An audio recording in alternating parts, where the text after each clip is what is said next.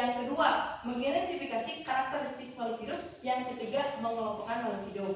Baik, sebelumnya ada yang mengetahui tentang pengertian klasifikasi makhluk hidup itu apa? Ada yang mau menjawab? Oke, jelas?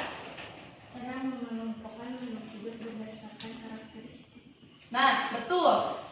Cara mengelompokkan makhluk hidup berdasarkan karakteristiknya. Nah, cara yang dimaksud itu seperti apa? Nah, di buku halaman 38 bisa kalian lihat. Di situ ada cara mengklasifikasikan makhluk hidup. Nah, sebelumnya yang dimaksud yang bisa disebut makhluk hidup itu seperti apa?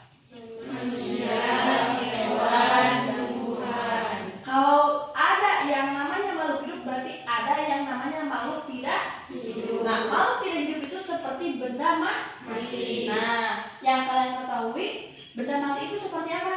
Meja. Meja. Di sini yang di sekitar kita ya. Nah, itu yang namanya benda mati. Yang dinamakan benda mati yaitu berarti apa aja yang tidak bertumbuh dan tidak berkembang. Nah, manusia, hewan, tumbuhan semua itu bertumbuh dan berkembang. Manusia bertumbuh, berkembang, terus hewan juga. Nah, tumbuhan bukan berarti tidak berbicara disebut benda mati, bukan. Dia sama bertumbuh dan berkembang, mekar kan? Ada buahnya, ada bijinya, ada semuanya. Bisa dimengerti? Selanjutnya kita akan mengetahui cara mengelompokkan klasifikasi makhluk hidup. Nah, berdasarkan ciri-cirinya kan? Nah, di halaman selanjutnya ada beberapa ciri-ciri makhluk hidup. Di antaranya yang pertama bernapas. Nah, semua makhluk hidup di dunia ini maupun manusia, hewan, tumbuhan melakukan bernapas, betul kan? Nah, manusia pada umumnya melakukan bernapas, menghirup oksigen dan mengeluarkan CO2.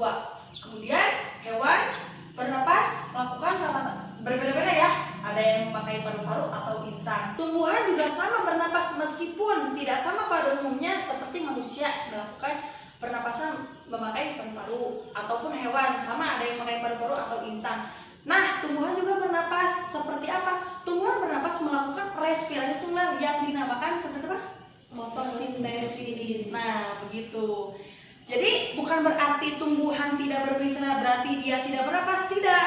Kan dia juga sama bertumbuh dan berkembang. Selanjutnya, ciri-ciri makhluk hidup yaitu memerlukan makanan dan minuman. Nah, semua makhluk hidup memerlukan energi. Nah, energi tersebut dari makan dan minum. Misal, manusia, kita sebagai manusia butuh sama energi, berarti sama dengan kita butuh makan dan Minum. Nah, begitu. Kita makan nasi, minum air putih atau apa aja gitu.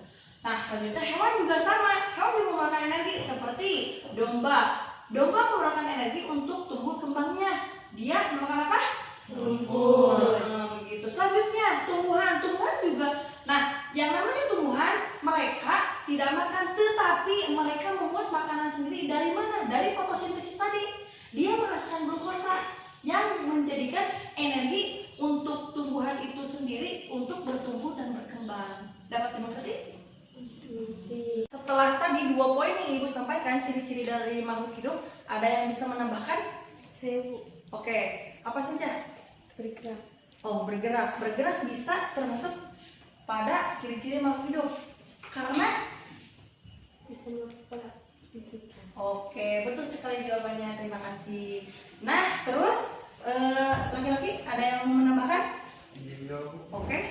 Tumbuh yang berkembang. Oke, tumbuh berkembang. Ya, itu betul. Itu termasuk dalam ciri-ciri makhluk hidup karena semua makhluk hidup merasakan tumbuh. Nah, dari yang tadinya bayi menjadi balita, anak-anak, dewasa. 2 poin tadi sudah disebutkan sama teman-teman kalian. Ada yang bisa menyempurnakan 2 lagi?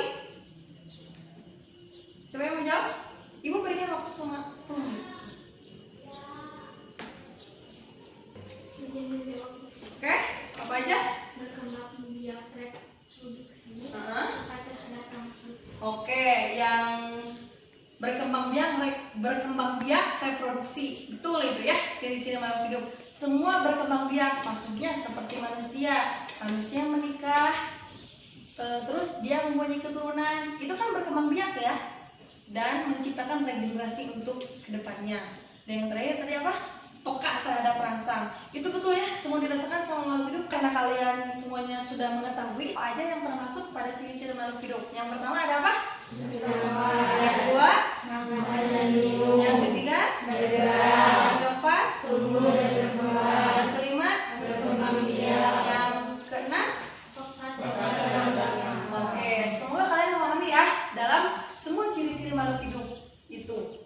Oke, dapat disimpulkan mungkin dari materi hari ini adalah kita mengetahui pengertian dari klasifikasi makhluk hidup, yaitu cara mengelompokkan makhluk hidup berdasarkan ciri-cirinya. Nah, ciri-ciri yang dimaksud tadi 6 poin tadi.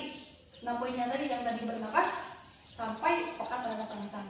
Semoga kalian memahami dalam materi hari ini. Amin ya. Oke, mungkin hari ini dicukupkan sekian dari Ibu. Terima kasih atas kerjasamanya. Assalamualaikum warahmatullahi wabarakatuh. Waalaikumsalam.